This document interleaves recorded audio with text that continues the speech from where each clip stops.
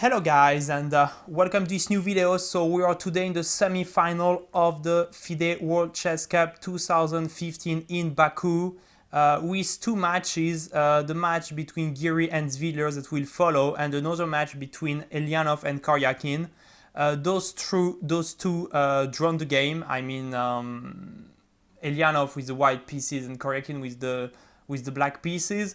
Elyanov kind of missed a couple chances in the game. He was better, he had the advantage, but he could not convert.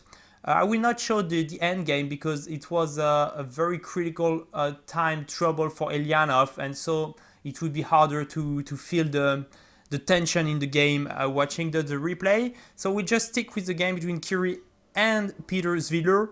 I know a lot of you loves him because he makes a lot of video for Chess24. I know him personally. He's a cool guy with an earring, which is something I feel it's cool, especially in the chess world. I think he's the only one wearing one, and I think that's cool.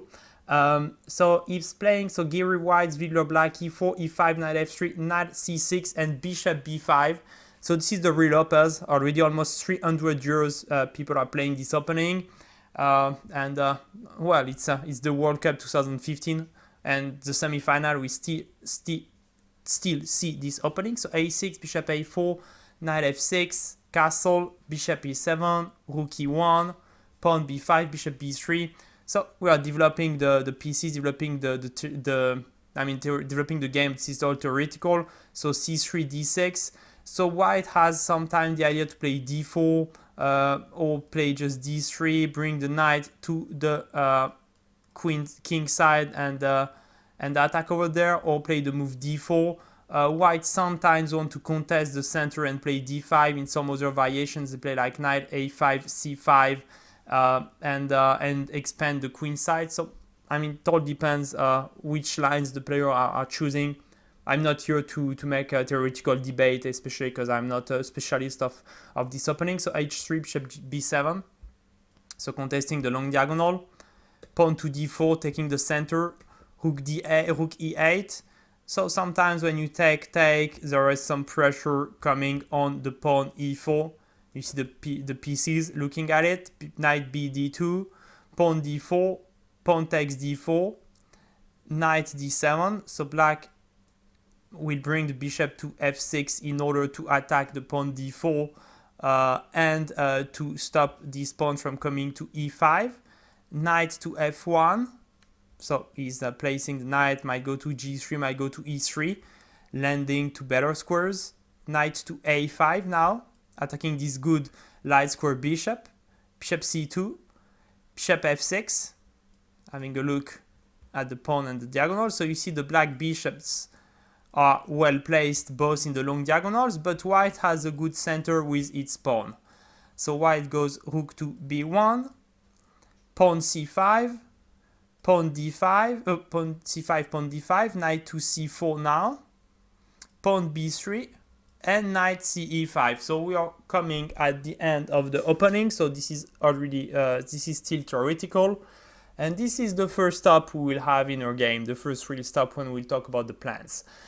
So here, maybe a few of you already can tell me what's the pawn structure we are having here, which opening it makes you think. So I guess a few already know the answer. This is looking like in the Benoni. The Benoni is when you play pawn to d4, knight to f6, pawn to c4, knight to f3, and pawn to c5. I hope you followed me. So this is another opening. And here we are having the same pawn structure. So here, this pawn structure tells us that black is going to play on the queen side. So it could be either the move c4, either some plan with b4, a5, and a4. So expanding the queen side and using this bishop and this hook to get inside the white position. And the knight also sometimes come to b6 or come to c5, depending which plane we choose. And white is going to badly try to play pawn e4 to e5. So it will certainly use f4 and try to push this pawn to e5 if he can do so in good position, if black can push e4, e5, white is almost always having a very strong advantage. Now is an interesting moment. White can either take this knight on e5 and bishop takes e5, or go knight h2. And the thing is, this e5 square is wonderful for black. I mean, any piece on it, it's a knight or it's a bishop, it's looking beautiful. But when you take the knight, there is less traffic for this square. So I mean, there was 3 pieces that could go on e5, and now only 2 are left. This is an important concept why knight 3h2, as we will see, would be better. So here the game might continue by f4, bishop f6, but there are less traffic pieces in the center for black. So somehow, as we exchange pieces, it will be easier for black, as there is a knight less, to play this plan before a5, a4.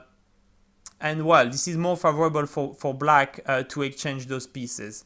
Now when you play knight 3h2, you are threatening pawn f4 with a tempo, and the knight will have to go back to g6, which is not an ideal square, and we have the g4 square for this knight. So this knight on g4 will be much stronger than the knight on g6. That's why white decided to play knight 3h2. Black goes immediately knight g6, because most of the time when your opponent wants to play a move with a tempo, you better get your piece away. That now if white, by example, go f4, we could answer, let me have a look, because I looked at f4 a bit later, but we might maybe go a move like bishop c3 or bishop d4. Doesn't make sense. If bishop e3 here, we have knight takes f4 now, so winning a pawn. The bishop cannot take it back. And if king h1, can we play a move like queen h4 maybe? Queen h4 is met by knight f3, but maybe a move just like b4. And I mean, black is going to have a play on the queen side. I don't mean that black is better here; it's just unbalanced. But that's why we don't want to play f4 immediately. We don't want to give those checks, those bishop d4 check and b4 a5 a4. We better prepare it. So after knight g6, white goes knight to g3. So he's preparing for the moment knight f5. So maybe we'll control the d4 square then and play f4. The f4 move will be stronger. Black plays bishop to c8, because the bishop has nothing to do on this diagonal. And here, if white plays f4 now, it's met by bishop to h4. And the thing is that we need a lot of moves to remove this pin. By example, we play knight hf1 to protect the knight, but the knight is still not free because the pin is still on, and we need to move the rook in order to unpin the knight. So white here is going rook f1, and this plan that Giri just played, knight g3, rook f1 to play f4, is a bit too long, and something is not natural here, is that this rook on e1, look, our plan is to play e5, so this rook on e1 was looking perfect to help the pawn. Now we played rook e1, so a good move to threat e4, e5, and then the rook f1 back. I mean, bringing the rook on the worst place, playing 2 moves, not to be on an ideal place with a piece is not something I like personally. After bishop c8, I think that white should better have played knight to g4. By example, bishop c3, asking the rook, bishop d2, bishop d4. No, bishop takes d2, sorry. Queen takes d2, and knight d2 e5. So black traded its bad bishop against the good bishop. It's a bad bishop because the pawn is on the dark square and those pawns are on light square. So this is the bad bishop for white. This is the good bishop for black. So trading those bishops and bringing a knight to d5, and could continue by knight takes e5, knight takes e5, and well, this position is pretty unclear. It's pretty unclear. But white goes rook f1, knight to b6, so black is going to play on the queen side, and now knight to g4. So white could try to play f4 if we want to continue with the initial plan. So now after bishop h4 we can remove the knight, no problems, no more pins. Pawn to b4, knight h5, bishop d4 check, king h1, bishop d7, and knight f3. So this was a possibility how white could play, and still trying to push the pawn to e5. So again, it's a very unbalanced and unclear position. But white didn't decide to do so. He went knight to g4 in this position. I don't really like this move because knights are better than bishops in those pawn structure. And of course, Peter Svidler is taking the knight immediately. Pawn takes. And now pawn to h6, so he makes sure white can't play pawn to g5. Also, maybe in some variation you want to play bishop g5 yourself. White goes knight to f5, which is a logical move, looking at the d6 pawn. Now black plays knight e7, so he wants to trade the knights, and white goes knight e3. He could have played as well bishop f4, so attacking the pawn 2 times now. By example, white would ensure by knight takes f5, pawn takes f5, bishop g5, so trading the bad bishop against the good bishop, queen g4, bishop f4, queen f4, and pawn to f6. And here black has a good knight against the bad bishop, and the pawns are going to be pushed on the queen side really quickly, and it's hard for white now to imagine how you can push e5 or even how you can attack the king, as you seem to be, I mean, you are sitting with this bad bishop, and well, you can try to activate it, but it seems black is really quick on the queen side. So a slight advantage for black in this position. But white decided to go knight to e3, so it doesn't enter in that, but it's really dangerous because I mean, look at this knight. It went knight f3, no, this knight went like that. It was knight d2, knight f1, knight g3, knight f5, knight e3. So it plays 1, 2, 3, 4, 5 moves already with just one piece after 24 moves. It is always risky. Also, the knight is kind of blocking the bishop. So, I mean, it's logical to keep pieces, but it's a bit dangerous. b4, I mean, dangerous to lose so many tempo. White goes pawn g3, so he's trying to bring the king to g2 and rook h1 to attack through the h5, a5, and king to g2. So white is sticking with this plan: rook h1, knight f5 back, and pawn g5. Black goes pawn a4. So he's attacking on the queen side. Pawn take a4, pawn takes a4, queen d7. So he's attacking 1, 2, 3 times now, and it's defended just 1 and 2 times. So now black will be able to retake the pawn. And white goes queen to d3. So he could have gone as well pawn to a3. Black could go knight take, bishop take, rook takes, pawn takes b4, rook takes b4, rook takes b4, pawn takes b4, and queen to b3. And well, black is better here because he has this b4 pawn. So it's an isolated passed pawn, but it's a passed pawn overall. And this bishop, when it's a bad bishop, is looking at useful squares. And well, I prefer black here. I mean, this is a Benoni pawn structure where white could push the pawn, make the pass pawn on the queen side, and white didn't achieve its plan at all. So black will be able to, I mean, protect this pawn before and maybe attack the pawn on e4. So I mean, the pawn structure is favorable for black here, and well, black has an advantage. Not sure he can convert it, but it's more agreeable to play with black. So white goes queen d3, maybe threatening pawn to e5 and queen h7 check. Well, this is some kind of idea that can happen. So black goes knight g6, covering the diagonal.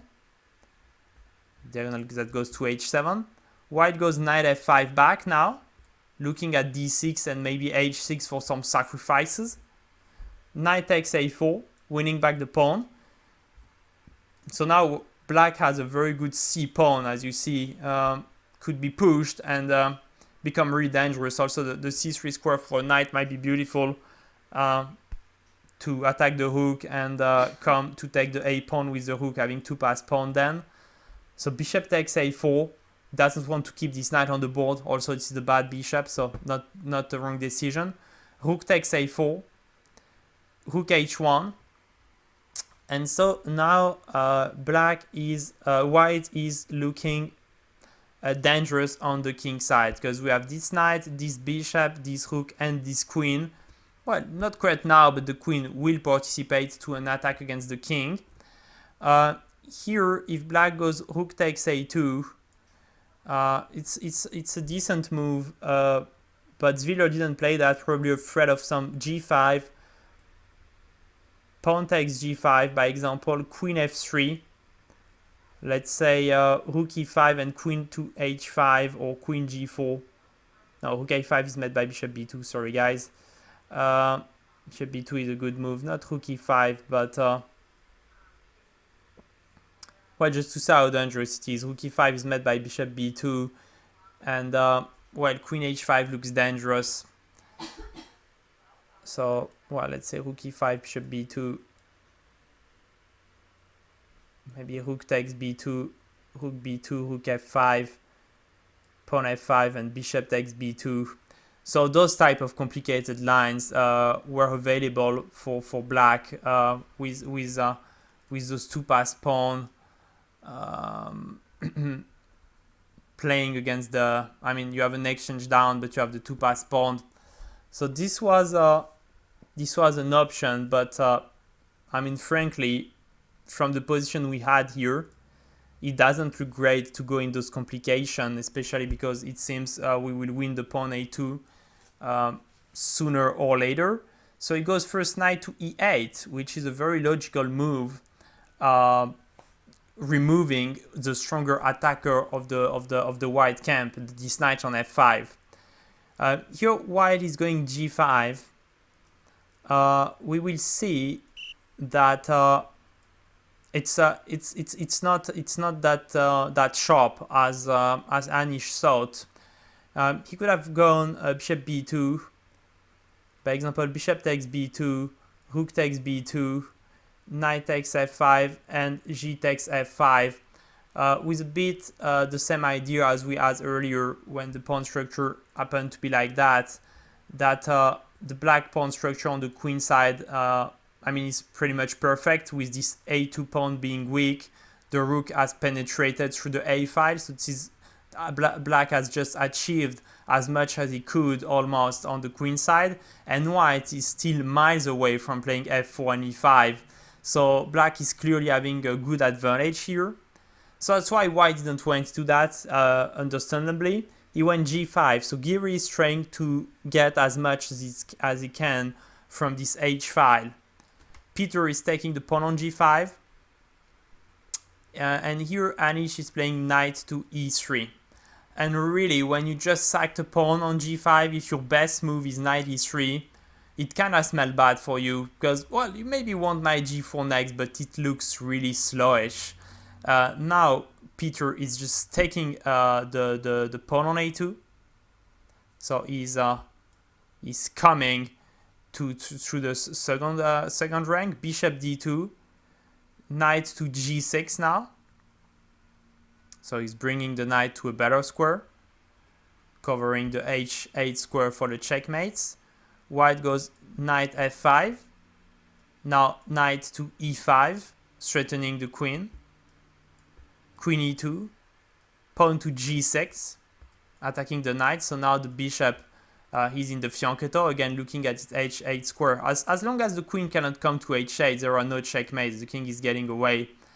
White goes knight h6 check, king g7, king f5 check. Well, here it's move 38, so Peter is just repeating the move king g8, knight h6, king g7, knight f5.